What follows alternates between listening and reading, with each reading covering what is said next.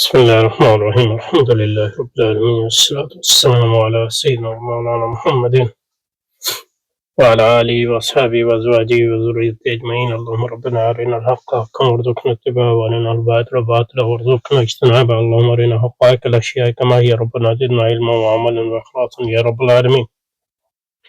اللهم انصر أولياءك في غزة وفي الضفة وفي لبنان وفي اليمن وفي العراق وفي مشارق الأرض ومغاربها. اللهم انصرهم على عدوك وعدوهم إنك على كل شيء قدير. اللهم فرج عنا وعن إخواننا في غزة وفي الضفة وفي لبنان وفي اليمن وفي مشارق الأرض ومغاربها. اللهم نفس كربنا وكربهم وثبت أقدامنا وأقدامهم والطف بنا وبهم يا أرحم الراحمين يا رب العالمين. صلى وسلم على سيدنا ومولانا محمد وآله وأصحابه وأزواجه وذريته وأعوانه وأنصاره وإخوانه إلى يوم الدين ولعنة الله على أعدائهم أجمعين برحمتك يا أرحم الراحمين. Okay, so talking about Locke's idea. So these bodies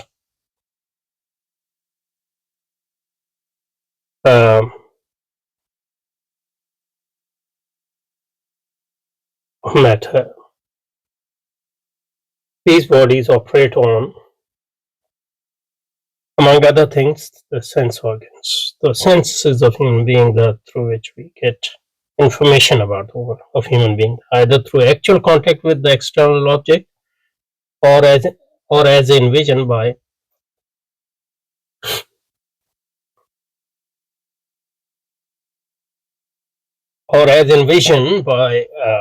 insensible particles emitted or reflected from it. So either we are in direct contact with body through a sense of touch and things, or through vision by insensible particles, impact on our eyes, and through that impact ideas are formed in the mind. This mechanical stimulation in due course reaches the brain and thereupon causes ideas. That's what idea means. Impressions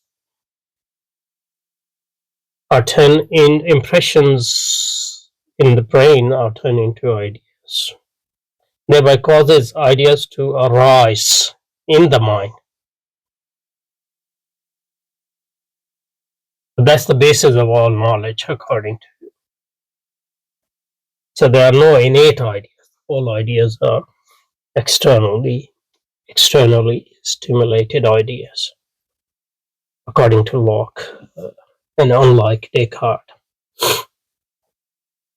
Unlike Descartes, our mind is a clean slate.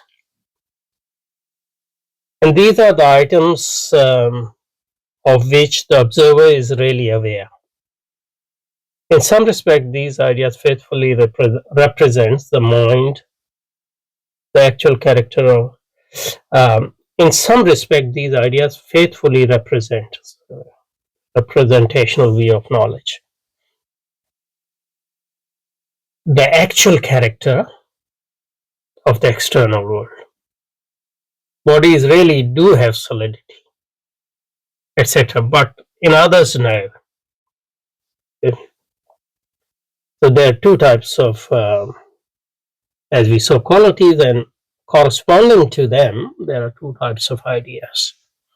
There are ideas which actually represent the world, and there are other ideas which are the product of the interaction between the world and the mind.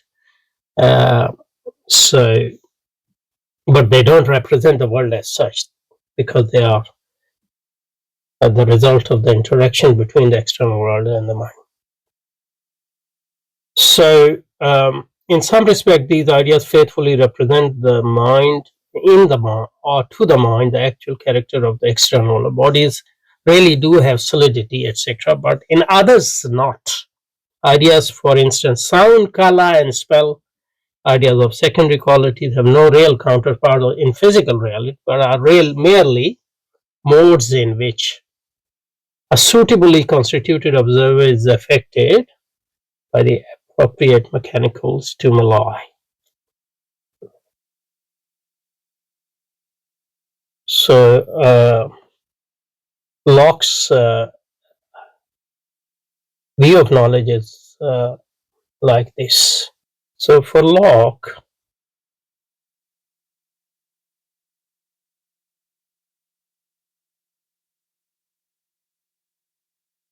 external world is made up of bodies, material bodies, solid bodies.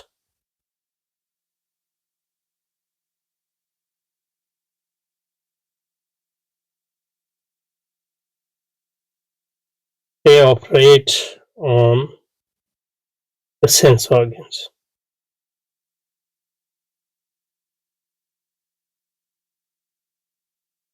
And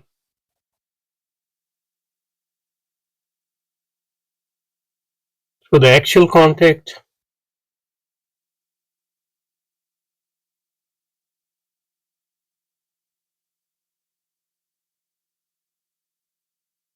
through touch, for example,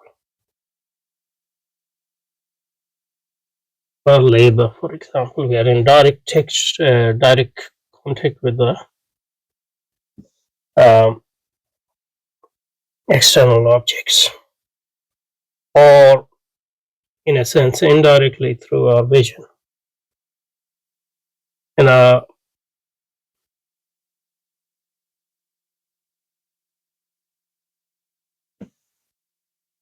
vision is affected by these bodies, material bodies, through mechanical stimulation.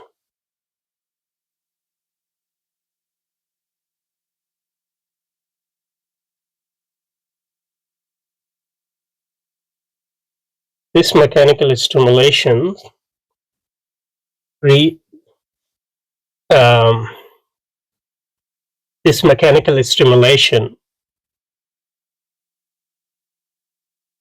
through, for example, insensible particles,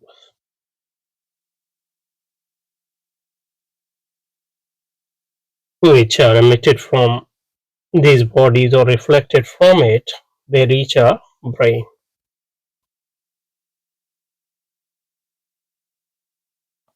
And in our brain, create impressions to which we form ideas in our mind.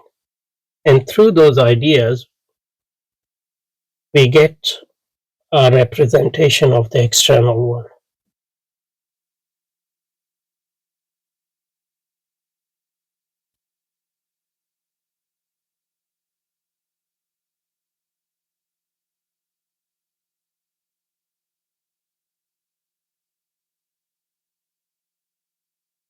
Now, these ideas are of two types corresponding to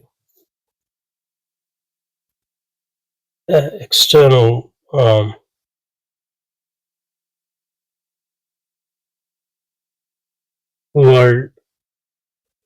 As we said, there are two types of qualities, primary and secondary quality.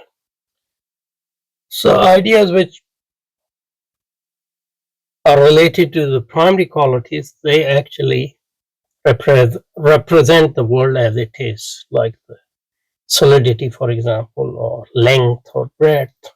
Our idea of length actually represents something which has a length. Our idea of the solidity actually represents what is out there. But there are other ideas which don't represent something out there. Ideas related to secondary qualities. But that doesn't mean they are a figment of our imagination. Those ideas, they are the outcome of the interaction between the body and our mind. So they are the outcome. So they are not just reflection or representation. They are the product. So that's why, in that sense, the product is not out there. But that product would not have been possible without the external secondary qualities and uh, our mind. Okay, so this is Locke's conception of knowledge, and it's important to understand this conception of knowledge because that's the conception of knowledge which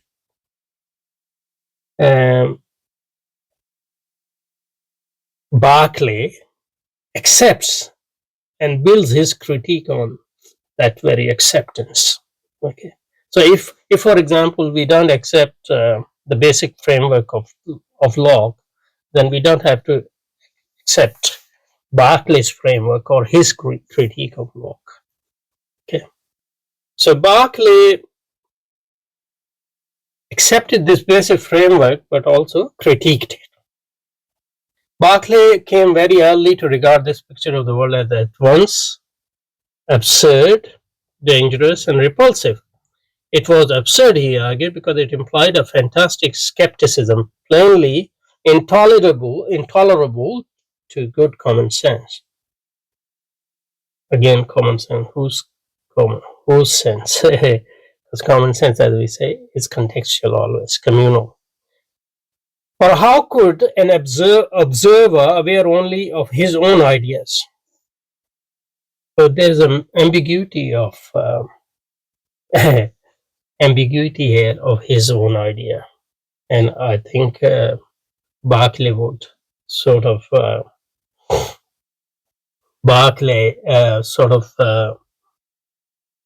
exploit that ambiguity in the sense that ideas are being formed in my mind, right?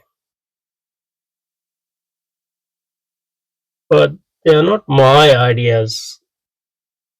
So in that sense, they are my ideas, but they are not my ideas in the sense that they are product of my brain. Because as far as ideas related to primary qualities are concerned, they are actually the representation of the actual world. So they are impressions which are formed because the external world is acting on our brain through insensible stimuli. And similarly, our ideas of the secondary qualities are formed through interaction between those stimuli and our own mind. So they are product.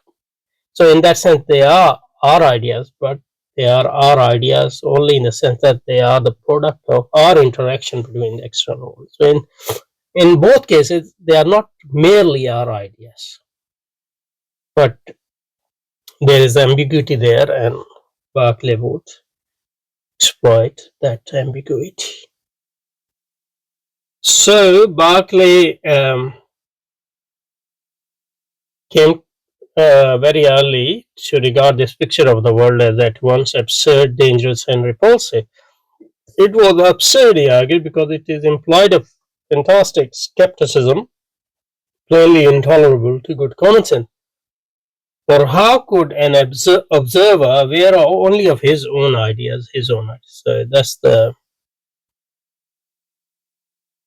ambiguity.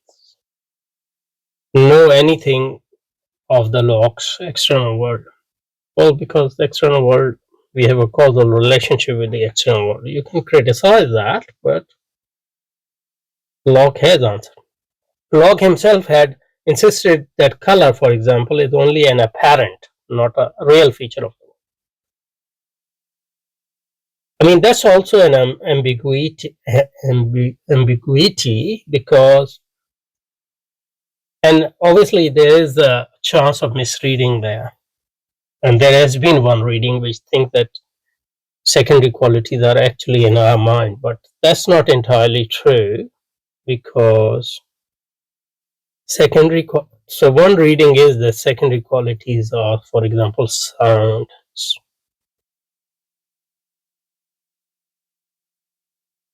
are not in the actual world, but they are in our mind. On the other hand, solidity The idea of solidity, for example, is in our mind, but also in the external world. So here our mind is actually representing the actual world, but here it is not. But that's not entirely true, because sound is also in the external world, in the sense that sound is a product of our idea of sound is a product of the interaction between our mind and something there in the external world. So it's not entirely in our brain, it's not entirely in out there, but it's the product of the interaction between mind and the external world. Locke himself had insisted that color, for example, is only an apparent, not a real feature of the world. How, in fact, could he know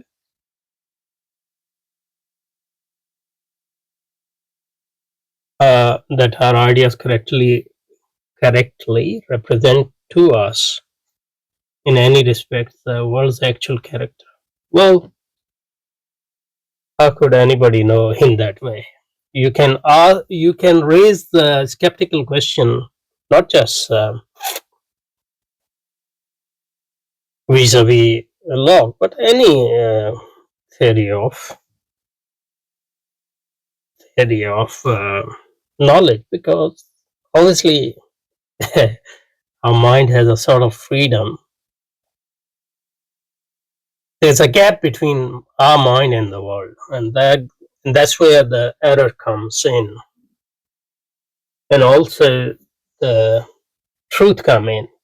Because if there were no gap between us and the world, there would not have been the question of truth and falsehood. So that question is not a skeptic question, can be raised against anybody and has been raised. So that's no specific objection to Locke, I think. A skeptic has only to suggest that ideas perhaps mislead us, not merely in some way, but in every way. And it is evident that Locke is left helpless before the suggestion, unable indeed even to assure himself that any external world actually exists. That is surely for any person of good sense an intolerable position. That's Berkeley's reading anyway. But it's also a dangerous Berkeley hole, for besides this general leaning towards absurd skepticism, there's scientism.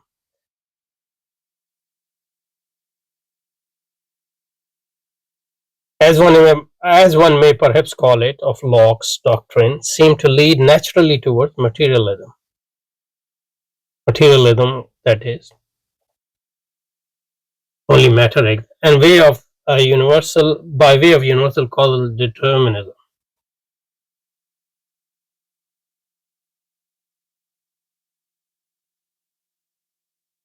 But if it is, how it leads to determinism, because secondary qualities actually prove that there is no determinism, because some things are the product of our interaction with the world. So how can that be determinism? So there are two sort of slightly incompatible objections there to atheism also, and therefore in Berkeley's view, the subversion of all morality, because morality is based on freedom. And if there is absolute determinism, causal determinism, then there is no freedom. And if there is no freedom, there is no morality. If there is no morality, there is no God. God is brought in by Locke as a designer, creator, and the starter of the great machine. So it's sort of deism. But could he show that matter itself was not eternal, with no beginning and no creator? Might God turn out to be superfluous, like in Locke's system, for example? Again, or in in Descartes' system too. Again, though Locke himself had made the supposition that minds are immaterial substances, So that's where freedom comes in, because minds are not matter. And no doubt hope to sustain a Christian view of the soul, Christian Protestant view of the soul. He had confessed that he could not disprove the counter suggestion that consciousness might be merely one of the proponents, one of the properties of matter, sort of functionalism. And so wholly dependent on the maintenance of certain purely physical conditions. And if that is the case, then there is no freedom, according to this view. Thus, Locke theories at best permit, at worst positively encourage denial of God's existence and soul's immortality. With that denial, religion falls, and in Berkeley's view, drags morality after it. So part of its reason of his objection to Locke was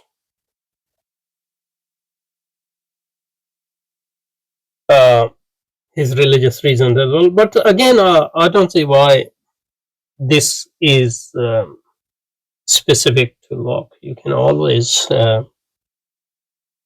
didn't have to have Lockean theory of knowledge in order to lead you to determinism, or you didn't even need to subscribe to a scientific view in order to deny freedom. I mean, philosophers had there have been philosophers who have been determinists, denied freedom from time immemorial. There have been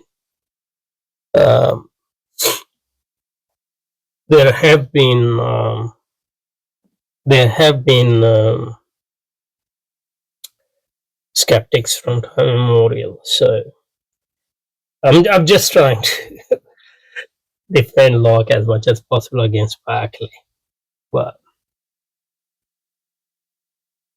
in the sense of the devil's advocate, not in the sense that I necessarily subscribe to a Lockean position. Finally, it is clear from the less explicit in Berkeley's word that he was simply oppressed and repelled by the notion of the universe as a vast machine.